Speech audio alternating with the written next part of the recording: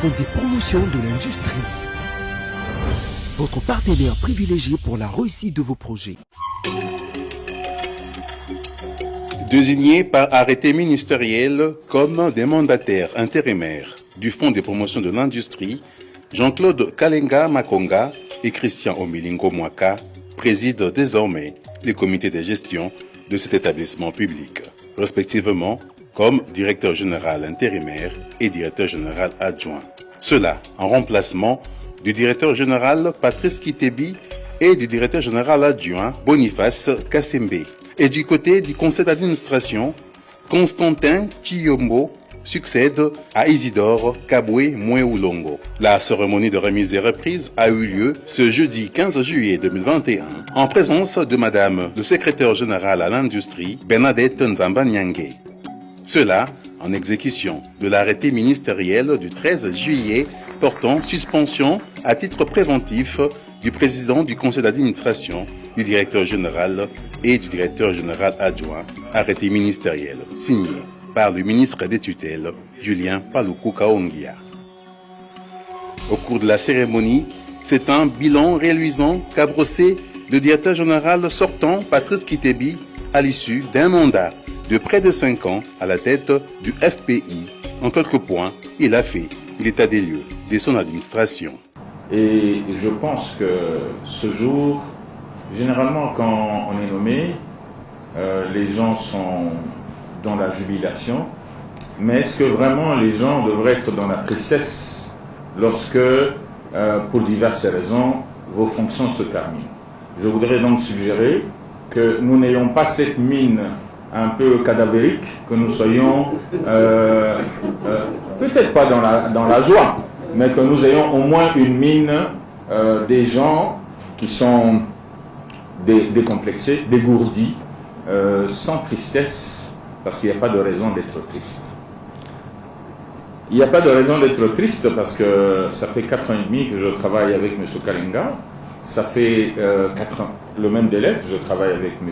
Omilingo, et je pense que ensemble, pendant ce laps de temps, on a parcouru des étapes importantes qui nous permettent quand même de nous réjouir d'avoir fait ensemble le travail que nous avons fait ensemble. Je vais dire quelques mots seulement. Premièrement, lorsque nous arrivons, donc le 24 novembre, nous commençons le travail, ensemble, avant la fin du mois de novembre, nous avons fait, ou avant la fin du mois de décembre, nous avions fait plutôt l'état des lieux de la maison. Et la maison que nous avons héritée, malheureusement, c'est pas un secret pour les gens qui sont autour de la table, en tout cas pour la grande majorité, c'était une maison en état de faillite virtuelle. Je vais vous donner juste quelques indicateurs, peut-être 2, ça devrait suffire. La trésorerie que nous avons héritée était de, je parle de la trésorerie disponible, était de 730 000 $. À la même période, nous avions des engagements à court terme échus de 49 millions, 9. Et sur ces engagements, il y en avait 10 millions qu'on devait vers les banques, 1,399 milliard de francs congolais cette fois-là, 10 millions c'était des dollars, 1,399 milliard c'était de l'argent que nous devions au personnel à titre divers, notamment les gens qui étaient partis à la retraite sans avoir touché leur indemnité.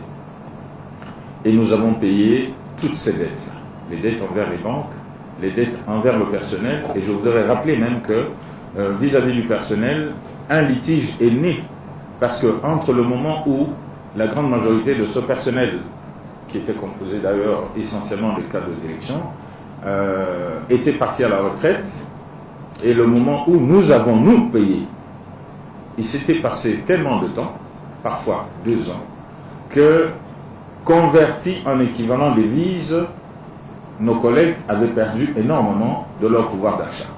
Et nous avons dû mettre en place ensemble, après avis juridique, pour éviter des procès, on a dû mettre ensemble un processus un acte transactionnel pour pouvoir désintéresser nos collègues de sorte qu'ils récupèrent aussi la perte qu'ils avaient subie en termes de pouvoir d'achat en équivalent devises. Ceci a été fait. En revenant maintenant sur la situation de l'entreprise, au moment de notre arrivée, si ma mémoire ne me trompe pas, mais le DRH est là, je crois, nous avons hérité d'une entreprise avec un personnel de 545, un effectif de 545 unités réparties sur l'ensemble du territoire. En voyant le rapport qui a été fait, je constate que l'effectif est de 586.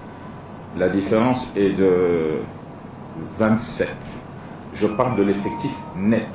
Il y a eu des entrées, il y a eu des sorties. Malheureusement, on a eu quelques cadres que nous avons perdus en cours de chemin. Paix à leur âme. Et sur les 586, la DRH, et tout le monde se souviendra, que, en tout cas, le président du syndicat se souvient très bien de la situation, il y avait des collègues qu'on avait utilisés parfois pendant 2 ans, qui étaient des temporaires, 52 au total, mais 27 avaient été régularisés avant notre arrivée, 27 autres ont été régularisés pendant notre arrivée, après notre arrivée, de sorte qu'au total, en termes nets, l'effectif du FPI sous les 4 ans et demi a augmenté de 14 personnes. Je pense que nous avons dû faire preuve d'une résistance à toute épreuve pour ne pas faire exploser la situation du personnel. En ce qui concerne le personnel aussi, il faut souligner que le capital humain étant la plus grande des ressources, la direction générale, le conseil d'administration ont mis un point d'honneur dans la formation du personnel. Plusieurs actions de formation ont été organisées ici, sur place, mais nous avons surtout organisé 2 cohortes importantes de formation de niveau post-universitaire avec Moncton. Il y a 30 personnes qui ont été inscrites, 30 cadres inscrits à Moncton, sur lesquels il y a déjà 14 ont eu leurs résultats.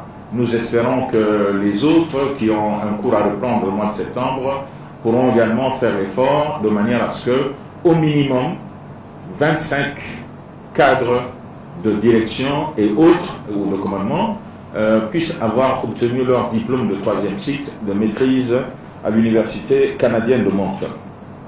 On a fait des formations avec le CPTD, on a fait diverses formations sur le tas, sur les questions d'évaluation de projet, de suivi de projet, de supervision de projet. Et nous pensons que de ce point de vue, le personnel du FPI a bénéficié d'un encadrement qui a coûté de l'argent à l'entreprise. Je voudrais aussi souligner que le personnel du FPI, surtout après la mise en œuvre des actions de réforme à partir de 2018, des réformes importantes qui nous ont permis d'augmenter substantiellement les ressources de l'institution, le personnel a bénéficié des augmentations de salaire, pas seulement qu'une fois, et je pense que en continu, le personnel du fonds aujourd'hui bénéficie des rémunérations qui peuvent être considérées comme non négligeables dans le contexte malheureusement de crise généralisée. En dehors des salaires, nous avons mis en place une politique sociale, avec l'appui, bien entendu, du conseil d'administration, tous les cadres de direction. Et je le dis en particulier vis-à-vis du conseiller juridique du ministère, tous les cadres de direction ont bénéficié des crédits véhicules. Tous les autres cadres et les agents bénéficient aussi des avances sous forme de crédits de diverses sortes. Enfin, en ce qui concerne le personnel, 2 points importants.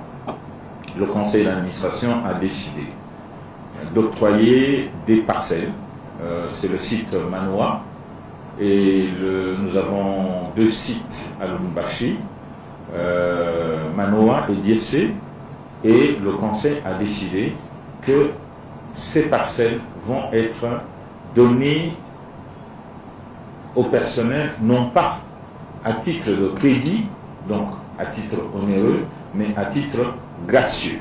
Il y a un procès verbal du conseil d'administration qui acte cette décision. Je termine en disant que s'agissant du personnel, non seulement nous avons essayé, dans la mesure du possible, d'offrir les meilleurs soins de santé à notre personnel auprès des établissements classés, on va dire 5 étoiles, parce que nos agents vont à Galima, nos agents vont à Montcollet. Mais nous avons aussi, dans la mesure du possible et quand c'était indispensable, envoyé notre personnel en soins médicaux à l'étranger lorsque la situation des agents le nécessitait. Il y a même des enfants des agents qui ont pu bénéficier aussi du même traitement.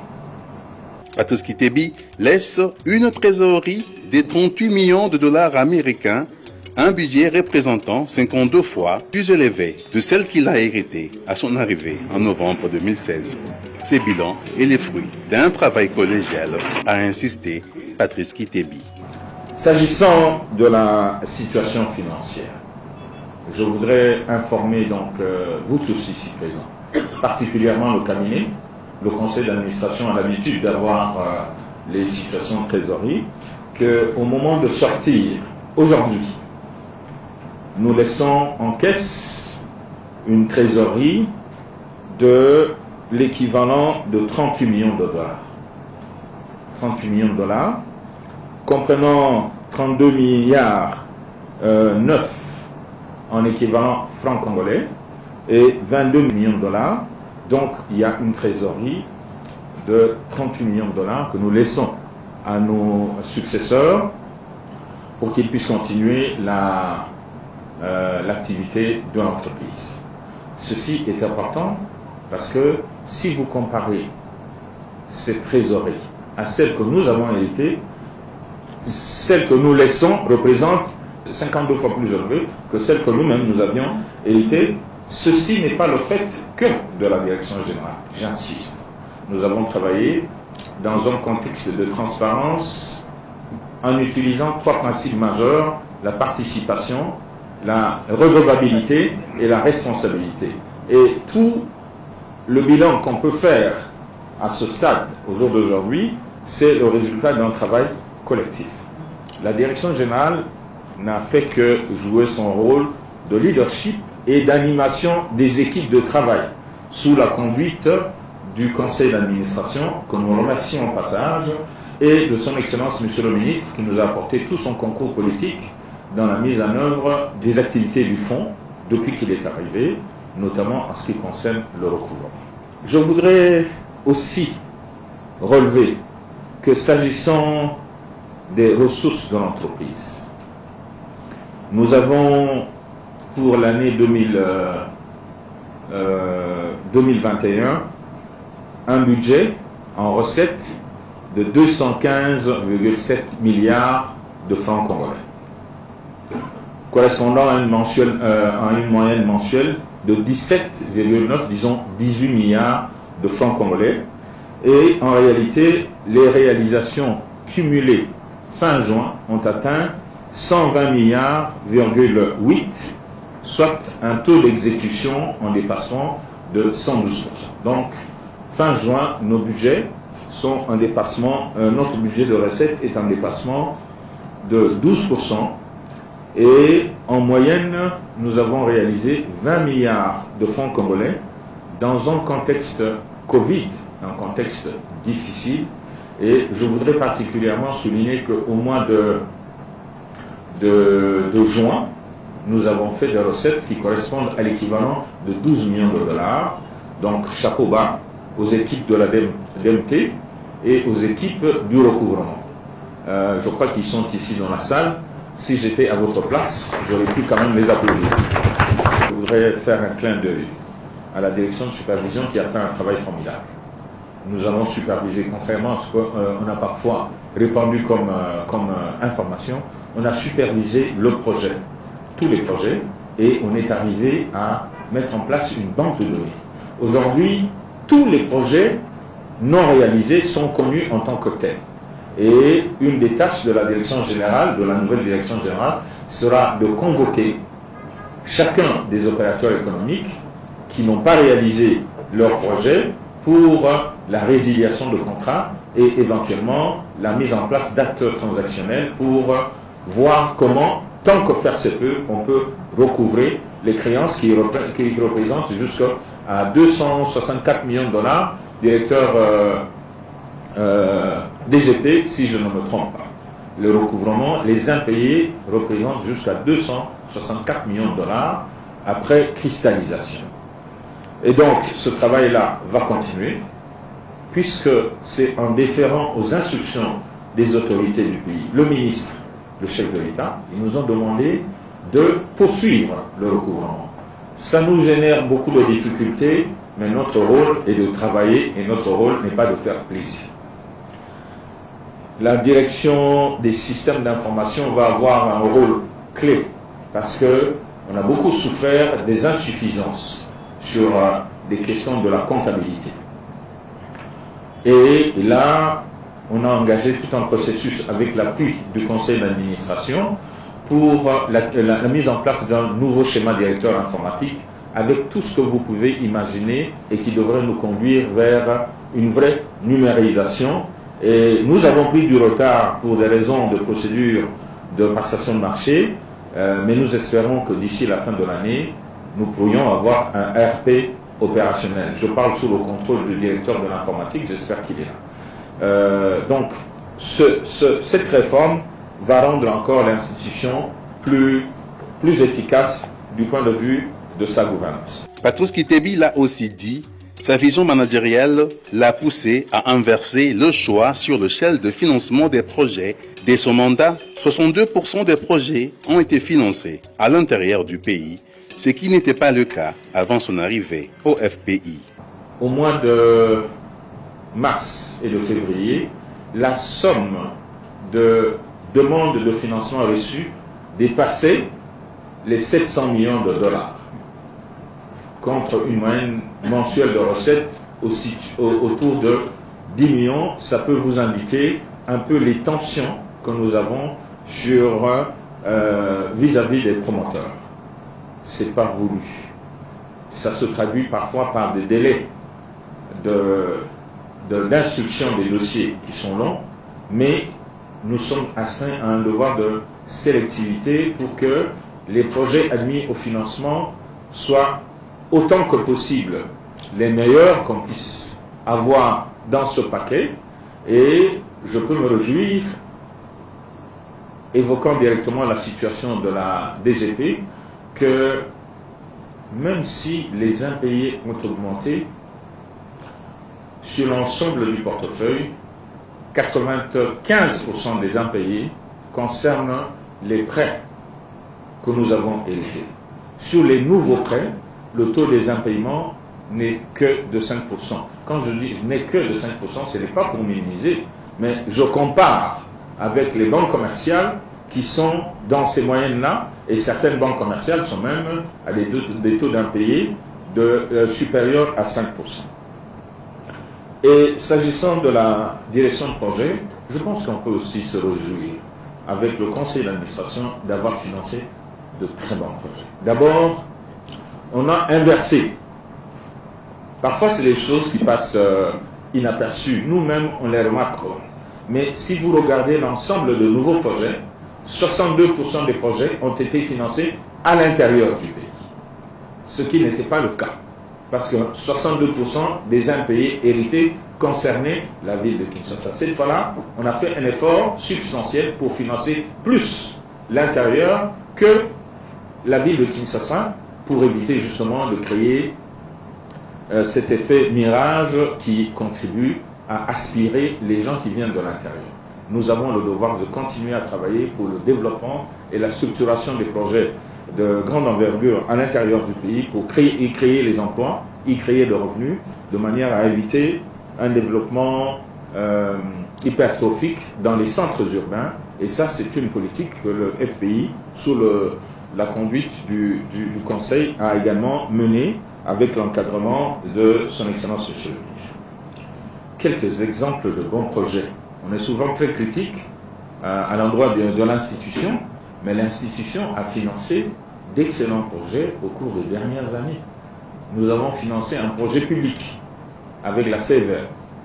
40 ans après que la CVM ait utilisé une drague d'emprunt, grâce à un financement du FPI, nous avons pu acquérir une drague propre. Et cette drague a une capacité mensuelle qui correspond, qui est même supérieure à la capacité annuelle des dragues anciennes que nous prenions en location. Et je voudrais dire aussi que la CVM, faisant partie du corps des entités publiques, rembourse son emprunt à toutes les échéances. Et donc, ça a été un excellent projet que nous avons financé. Nous avons financé la sucrière de Kivu, ex-sucrière de Kiliba, 5 millions de dollars.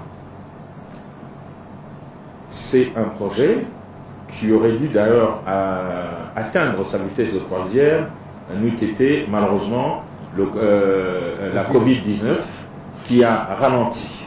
Mais ceux qui sont allés, toutes les machines sont arrivées, tous les essais ont été faits, les premiers champs de canne à sucre avaient été plantés. Malheureusement, pendant la période de crue, ils ont dû perdre beaucoup, mais c'est un projet qui, en décembre déjà, va mettre une grosse quantité de sucre et qui va nous permettre de réduire les importations de sucre, tout en ayant un impact substantiel sur l'environnement, en termes notamment d'encadrement et d'achat des cannes à sucre d'origine paysanne.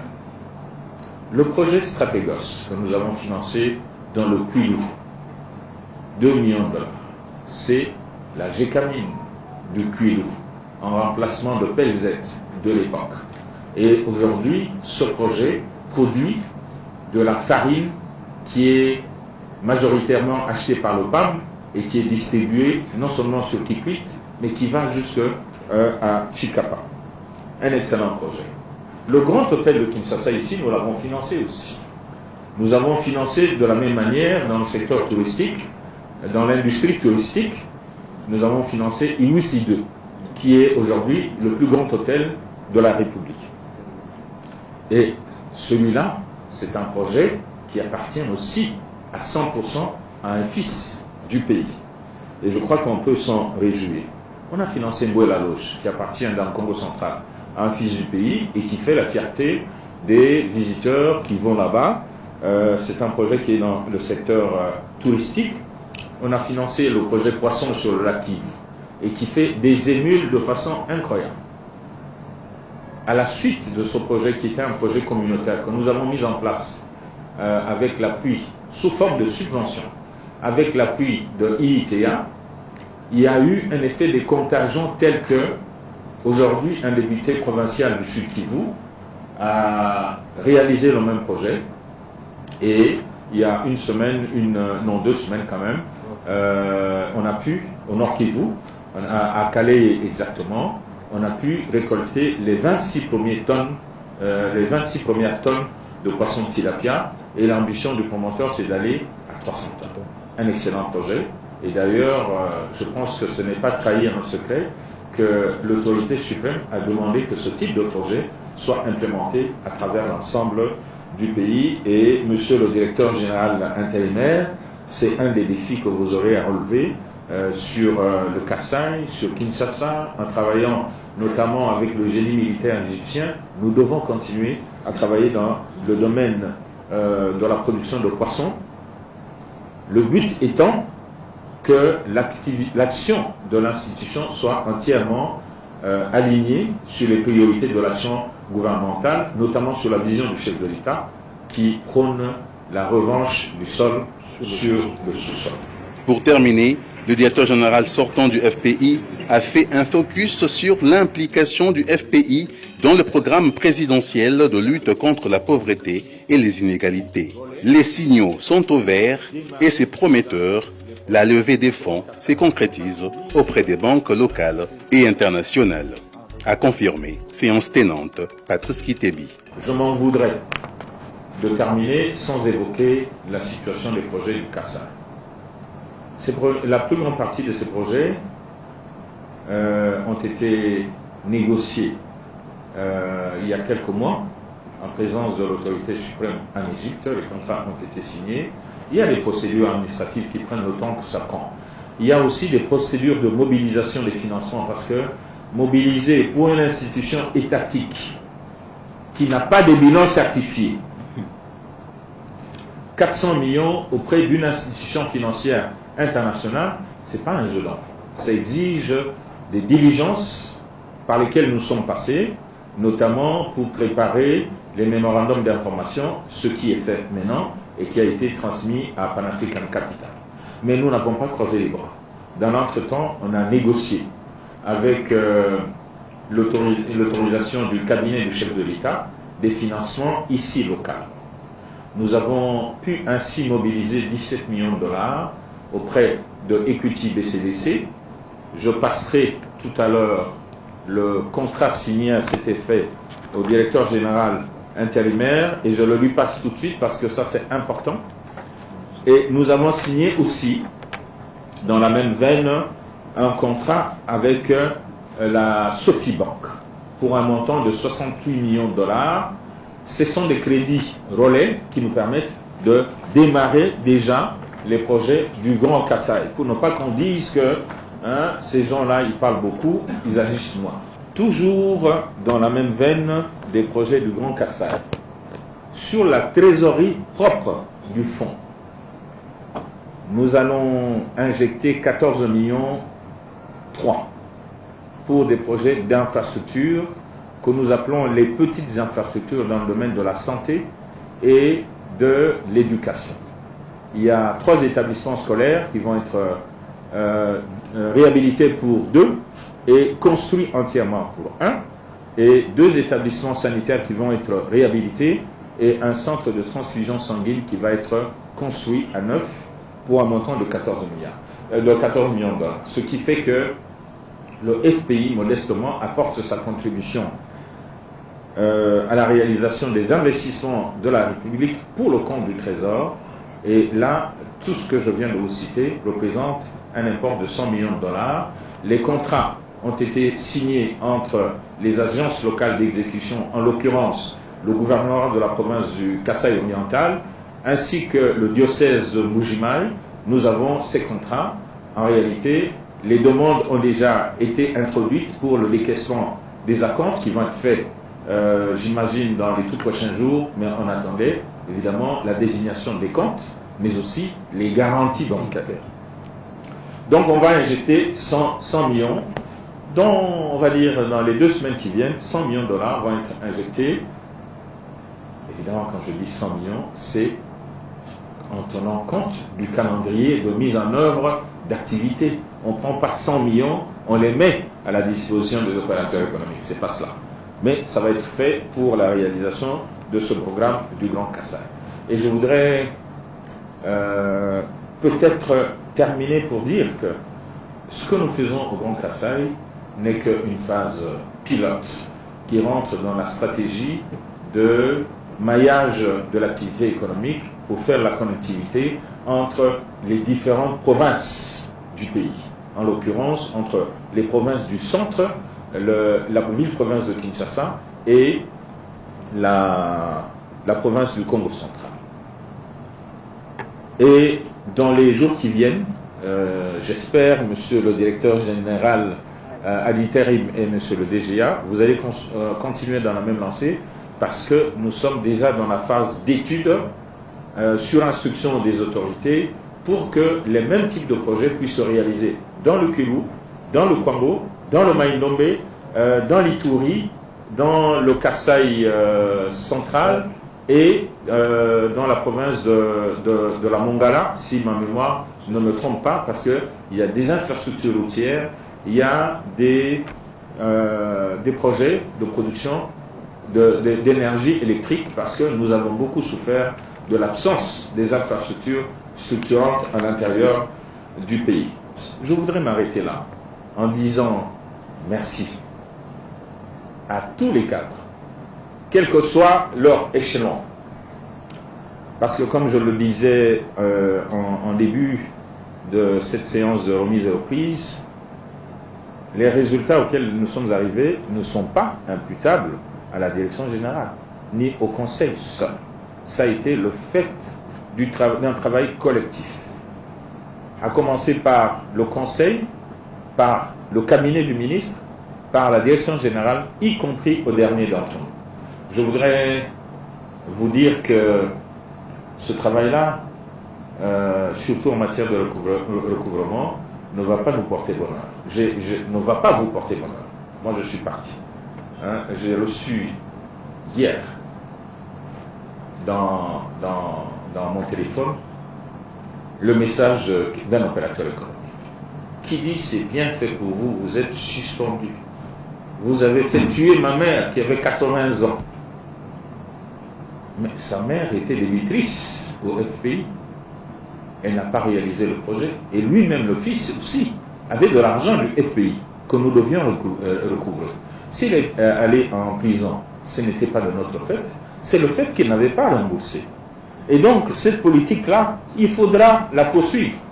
Il n'est pas question de faire plaisir aux gens.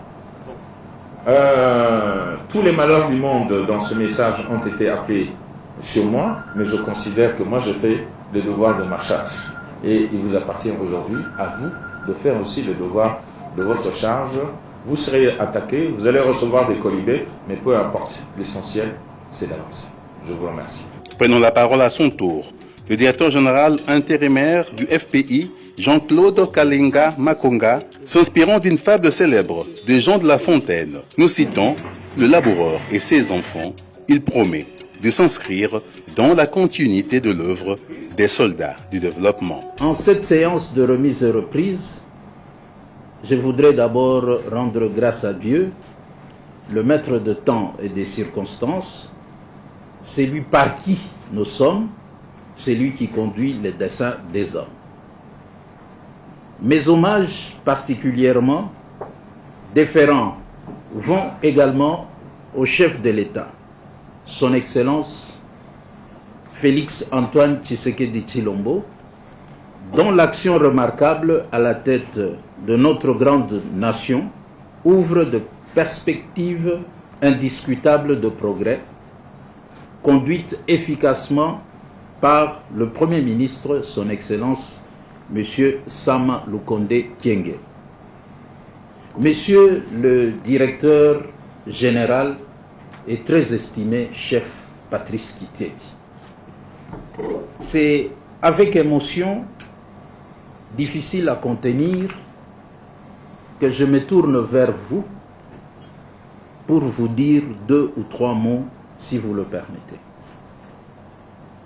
D'abord, je tiens à vous réitérer toute mon estime, ma haute appréciation par le manager et le coach que vous avez été et que vous continuez toujours à être.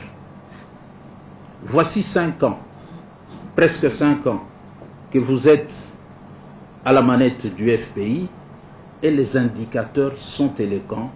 Vous les avez brossés brièvement, tout le monde les a entendus. Je prendrai seulement 2 exemples.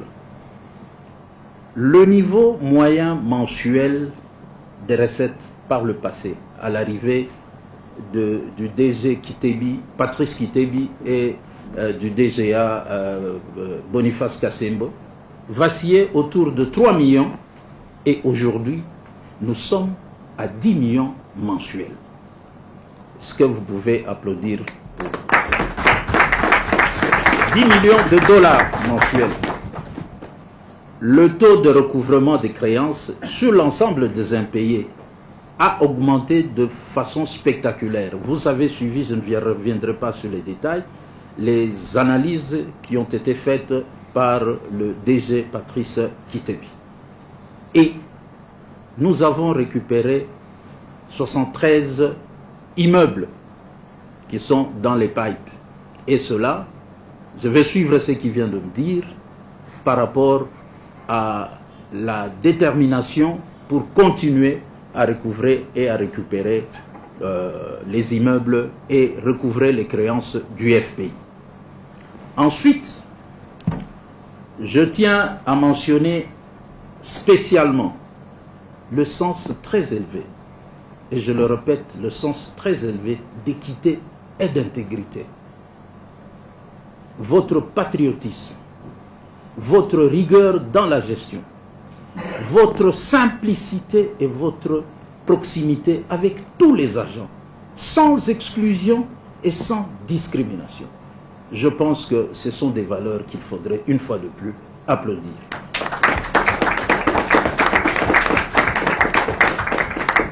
Je pourrais continuer avec ces paniers de qualité, mais je préfère ne pas vous prendre trop de temps et que je m'arrête là.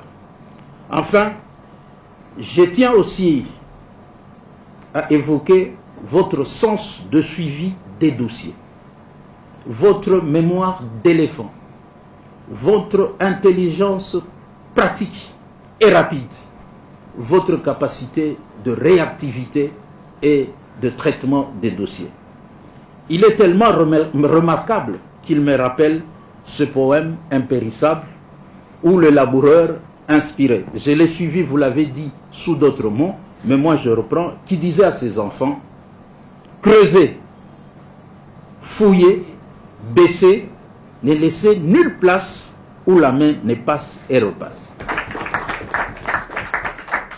Patrice Kitebi est arrivé, il s'est appuyé sur les mêmes équipes qu'il a trouvées. Il n'a pas inventé. Donc, comme le disait le laboureur, c'est là nous avons fouillé, bêché, creusé, jusqu'à ce que nous devons continuer ce qu'il a fait. Monsieur le directeur général, que le Seigneur vous bénisse et qu'il vous protège. Amen. À vous, chers amis et cadres du FPI, nos défis, nous les connaissons tous. Point n'est besoin donc de s'étendre sur ce sujet aujourd'hui. Chers collègues, nous devons garder le cap et assurer la continuité. Ce qui est positif, il faut le continuer, il faut assurer cela. Néanmoins, je voudrais formuler une recommandation et une seule à ce stade. Allons au-delà de ce qui est attendu de nous, dans le respect des textes et procédures qui nous régissent, l'équité, l'organisation et l'efficacité. Cultivons ensemble nos valeurs pour nous permettre de réaliser notre vision, que voilà, les valeurs sont affichées là-bas, et notre vision, cultivons, faisons-en une culture à nous. Que vive la République démocratique du Congo, que vive le Fonds de promotion de l'industrie. Le roi est mort, vive le roi. Merci beaucoup.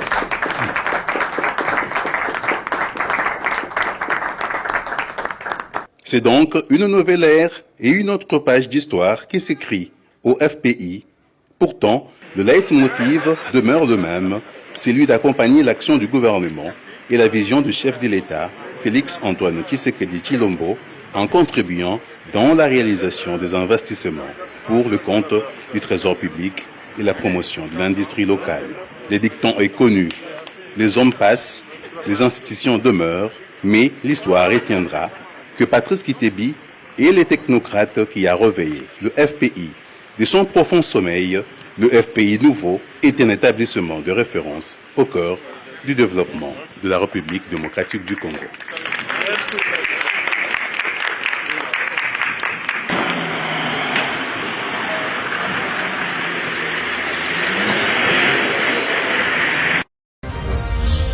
Fonds des promotions de l'industrie.